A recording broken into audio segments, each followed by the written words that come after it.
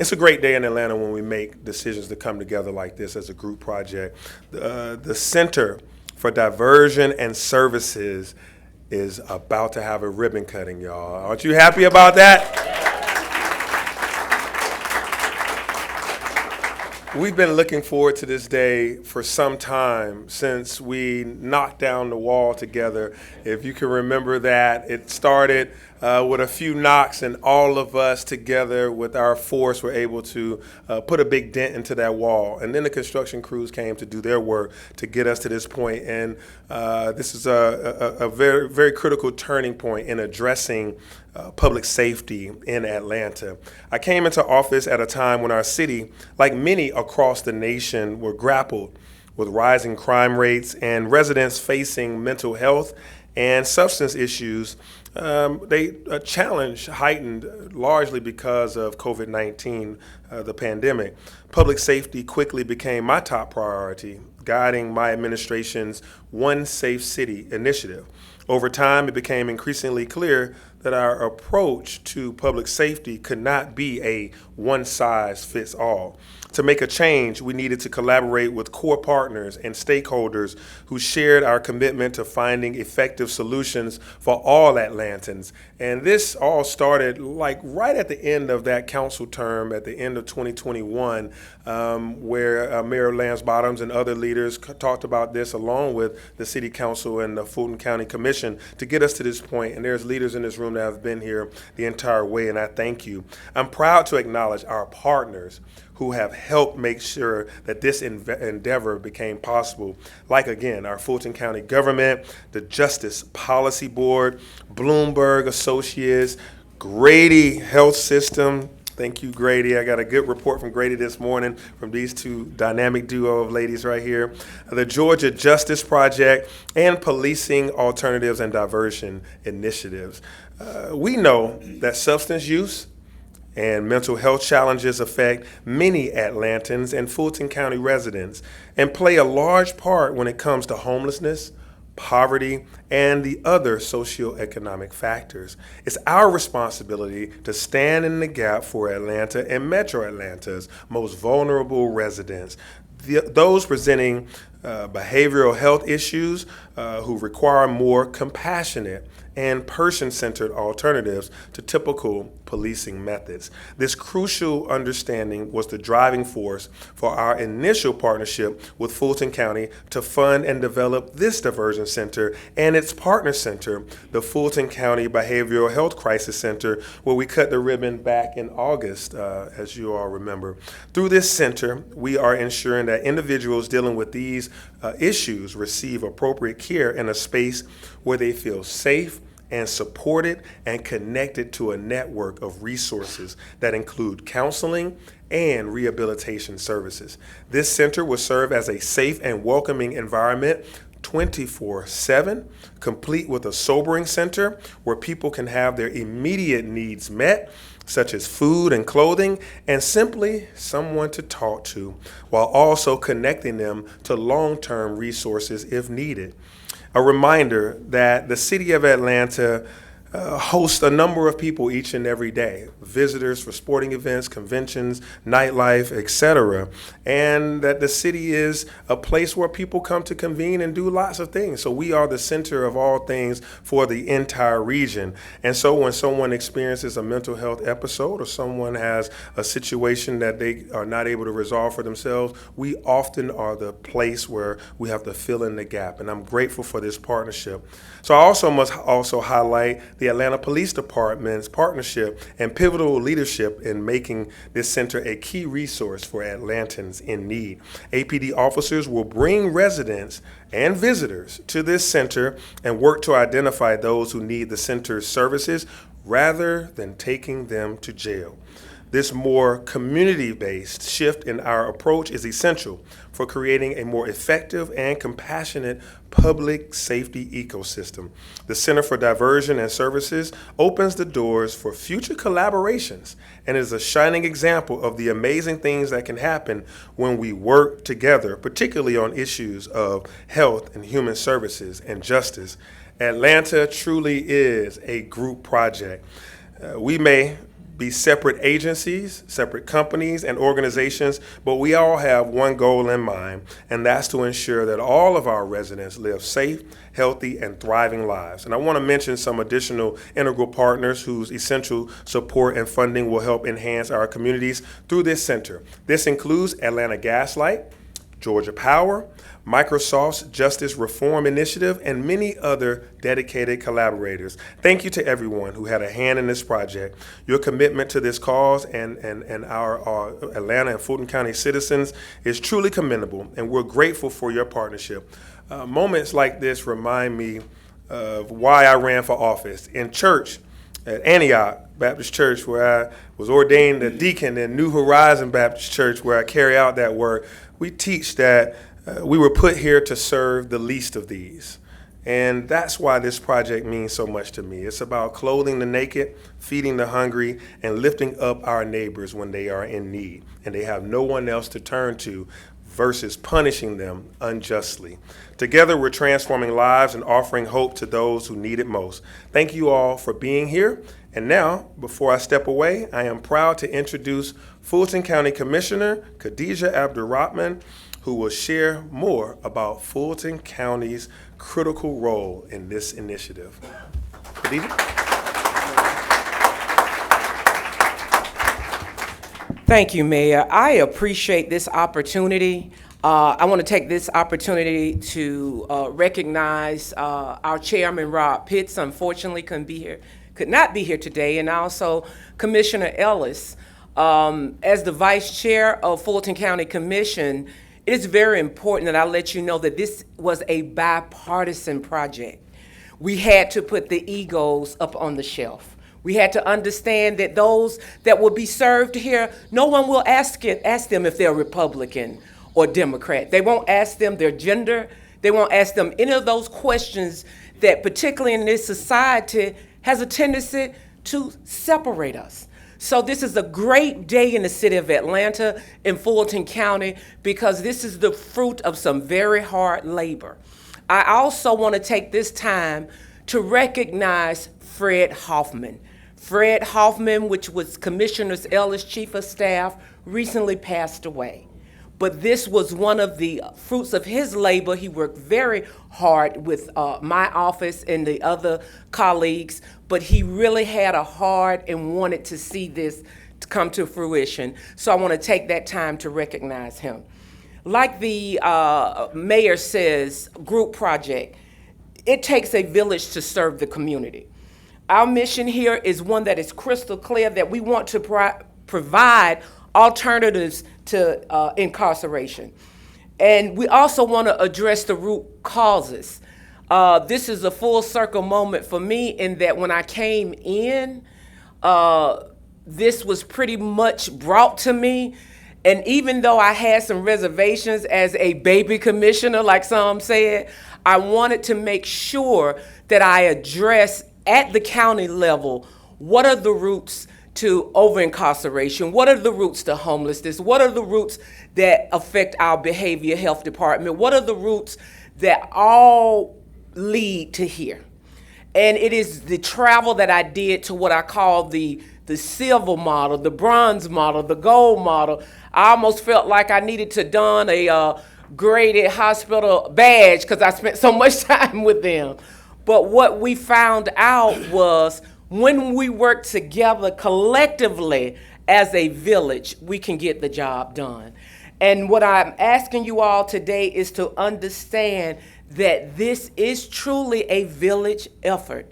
Some names I'm going to call, but some names I can't call because we will be here all day. But let's understand that the problems at the Fulton County Jail, the problems with the court system, the problems with housing, will all have some kind of trickle effect of being affected here. And the beauty of it is that this is the starting point, not the ending point. We're going to get much bigger. We're going to get much better. This is not just a facility.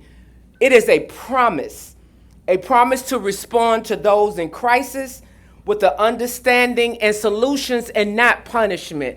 And thank you, law enforcement, because they were just invested as everyone else. They understand that if we're truly talking about criminal justice reform, we have to make sure that we look for help and not for punishment. We are grateful for all our partners, City of Atlanta, Grady Hospital, Policing Alternatives and Diversion Initiatives, Georgia Justice Project, and Women on the Rise. Each stakeholder with so many, but all of them hold a significant importance in this operation.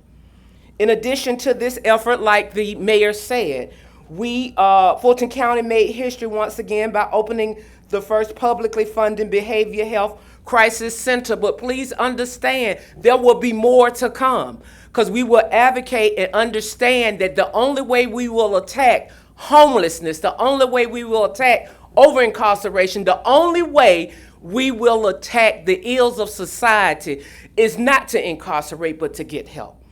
I ask that you feel, everyone in this room, feel a sense of gratitude that there are those outside of these four walls that will have help. You'll be able to tell someone there's help for you. How many of us have been so frustrated that we show empathy, Chief Sheriff Baum, but we knew there was just not enough help to go around? So in that alone, I want you to give yourselves a round of applause, because this was a village effort.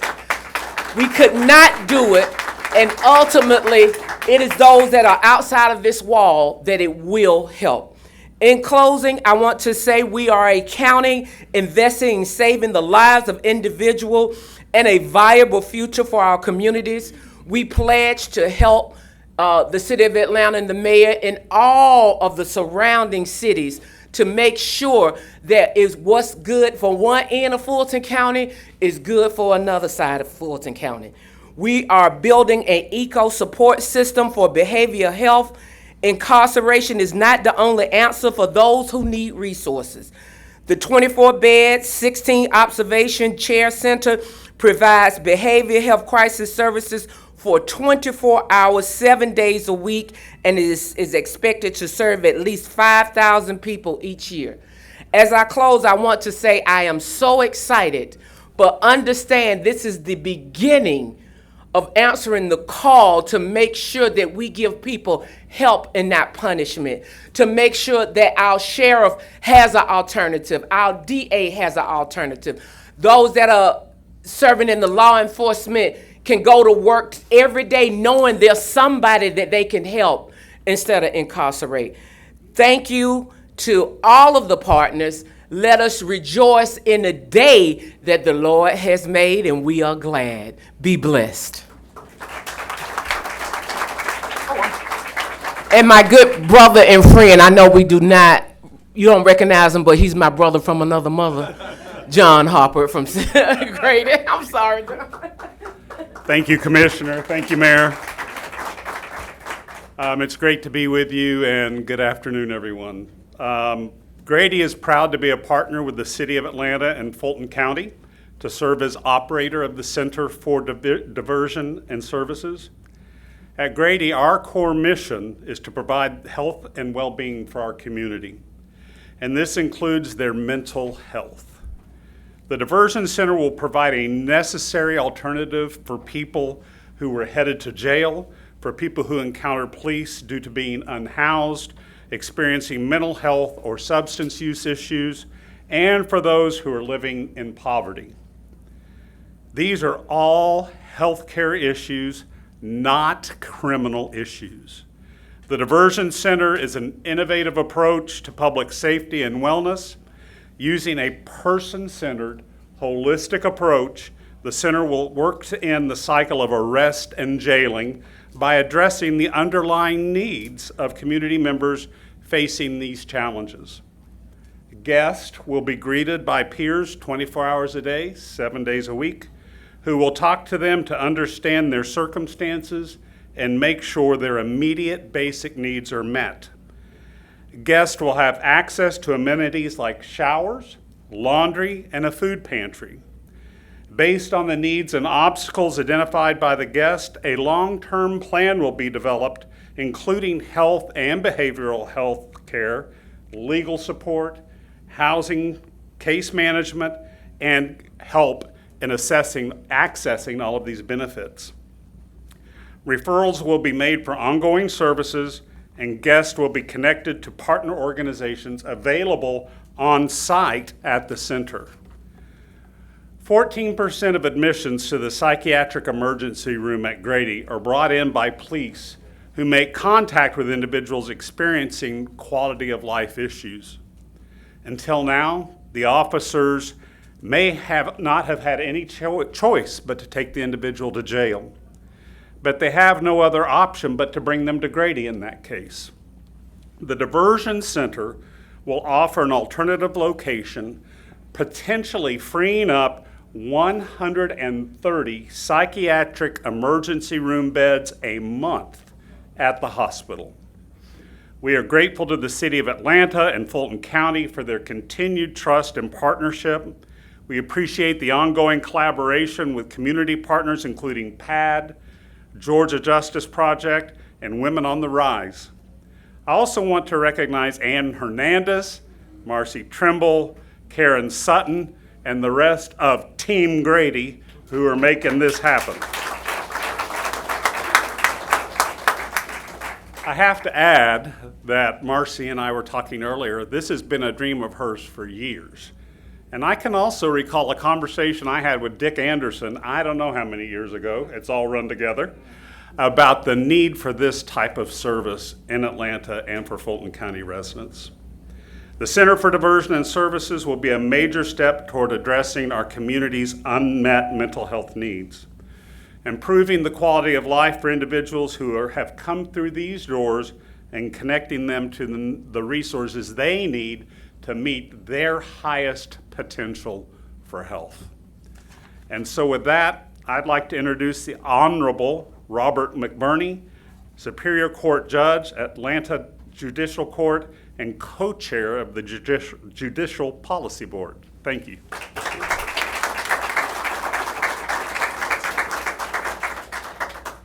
Welcome. Isn't this a beautiful space? Yes, it is. Yes, It is. It is. And the person who's responsible for making it beautiful will come after me. I want to talk more about the beautiful process that brought us to this beautiful space. I want to talk about it on two levels. And you've heard about both of these levels through the other speakers. But the first process is the collaboration that brought us here. This is not the effort of one or a few, but of many. It is stakeholders from law enforcement, from the county, from the city, and some of our most important NGOs who support this process. It was not a linear process. We were able to get here with some bumps in the road, but with everyone pulling in the right direction and sharing a vision of the kind of needs that we would be addressing in a facility like this. We also built this on the shoulders of predecessors. We went to Tucson, we went to Houston to see diversion centers like this, some on a larger scale, to see that in practice this can work. And we are, in fact, amplifying a process that already works in Atlanta through PAD and through Grady's mobile response team. So while this may seem novel, it is a fine-tuning and enhancement made possible by all our efforts in a process that's already in place. But the other process that I want to celebrate most of all is the process that is a mind shift that we've engaged in. It is shifting from a problem-focused approach to a person-focused approach. We have for too long said, that's a trespasser, that's a drunk, that's a homeless guy, that's a problem, it's an arrest, it's a case, it's an indictment, it's a defendant for the public defender's office. And we haven't been thinking about, well, wait, that's a person. That's a person with a story. It's a person with some problems, but that person isn't the problem. That is a neighbor, that's a community member, and it was the mind shift that was brought to us by some of our partners, Women on the Rise, Georgia Justice Project, PAD, and others, to say, you will never solve the problem if you treat it as a problem, and don't think about this as a collection of people, of individuals.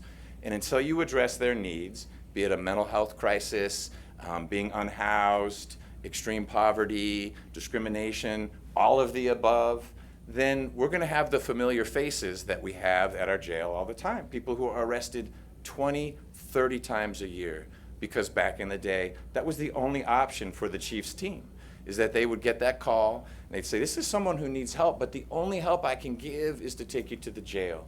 And the jail serves a function, but it is not a restorative place. But we have gradually, through examples like PAD, situations in the other cities that we studied, learned that if you become person-focused and not problem-focused, you can have that impact.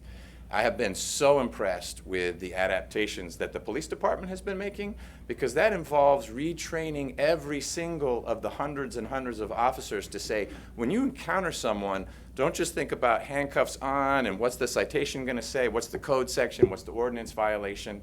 It's assessing what's happening on the ground right now. Is this a threat to the community? Is there a public security concern?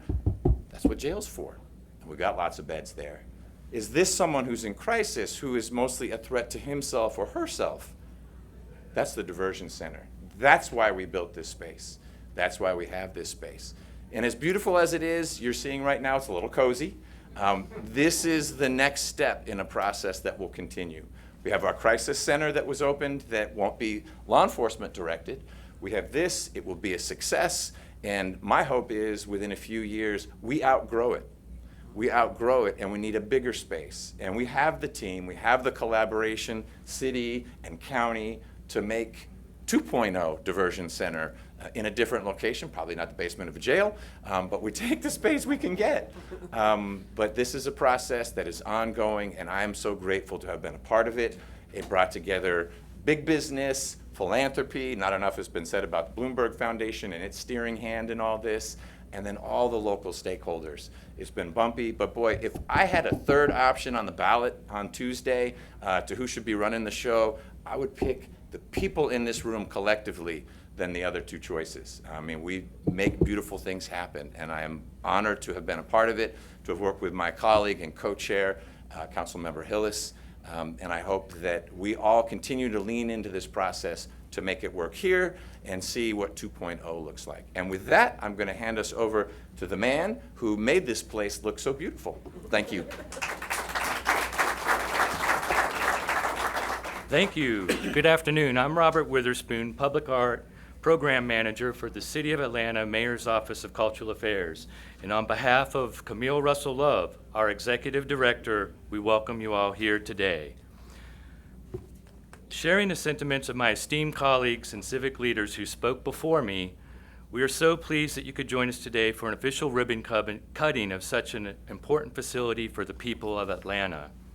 Many of us know that in addition to moving Atlanta forward, one of the consistent and ever-inspiring calls for action of the Dickens administration is that Atlanta is a group project, and this facility is yet another example of this principle brought to fruition.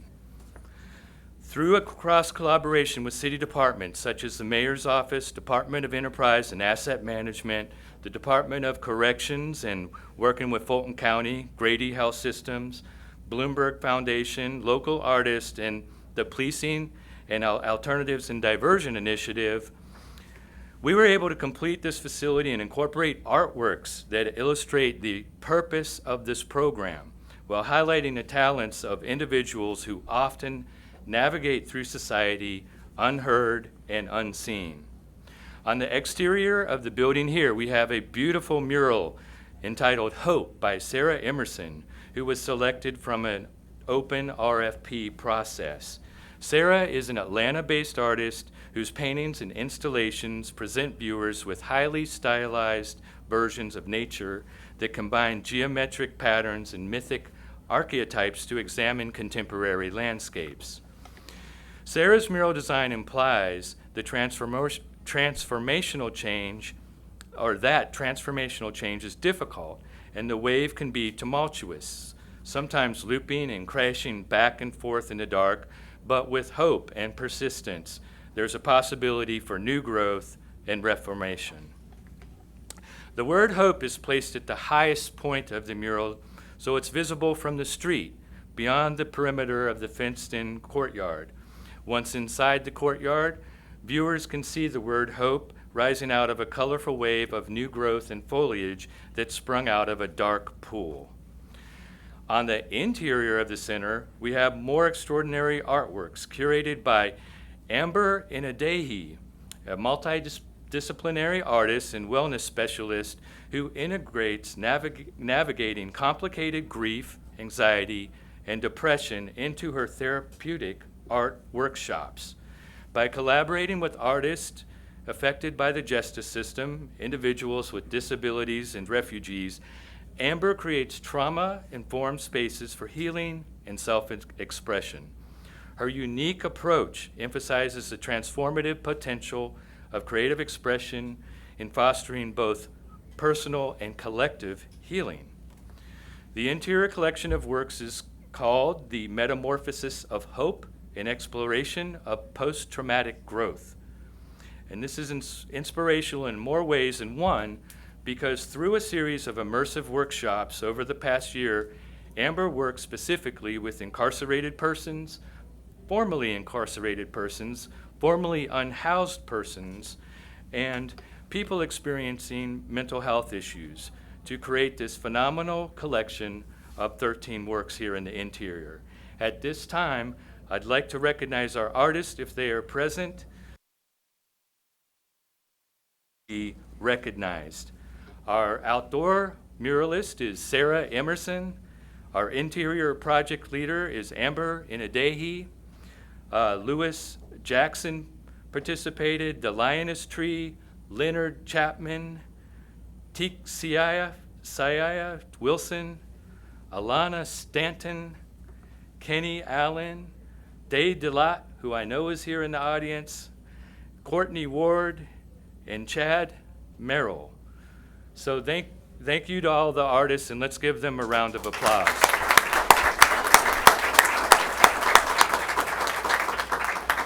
It was important for us that the works of art at this center not only reflect the feeling or power of hope and transformation, but that those entering this facility for care will be surrounded by artwork created by individuals that had experienced some of the very challenges that they face.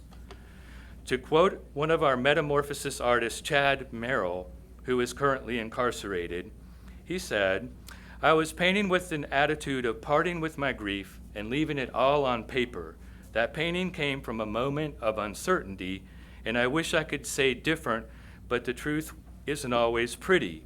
My life is a cautionary tale, and my meager lint is one forged of defiance and grit. My life wouldn't be my life without art included." So as Mayor Dickens and Fulton County Commissioner Abdur Rahmin so eloquently stated before, this facility provides a safe and welcoming environment for those in our community who need special assistance for their immediate public health needs, and it is through the collective efforts of everyone here and also those who could not be here today that we bring this to the community. Thank you, and I will now call up Raymond, the Mayor's office.